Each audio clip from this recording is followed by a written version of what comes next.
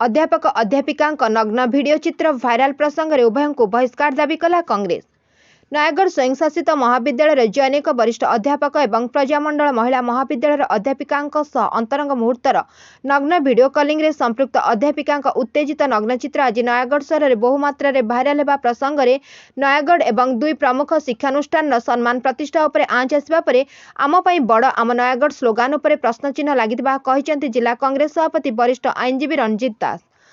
अध्यापिका जनक नारी जातिर समस्त शालीनता को भ्रूक्षेप नकरी निजर नग्न शरीर को वीडियो कॉलिंग रे शेयर करी निजर चारित्रिक विशृंखलित आचरण पर दुई अध्यापक अध्यापिका बहिष्कार करने पर उभय शिक्षानुष्ठान अध्यक्ष को भेटी दाबी जणाई कांग्रेस।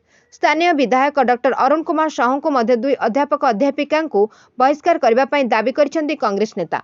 नग्न भिडियोर सत्यता को आधार करी टाउन थाना पुलिस प्लेन पेपर एफआईआर दर्ज करी दुई जन को तदंत परिसरभुक्त करने नयगढ़ एसडीपीओ स्नेहाशीष साहू आईनगत दिग संपर्क में कांग्रेस नेता रणजित दास और कमल चरण साहू संप्रति नयगढ़ रे नारी दुष्कर्म छात्री व्यभिचार कॉलेज कर्मचारी नग्न भिडियो भाइराल भली संवेदनशील घटना वृद्धि पाउथबा चिंताजनक बोली कांग्रेस पक्षर प्रेस विवृत्ति माध्यम रे कहुଯାଇଛି।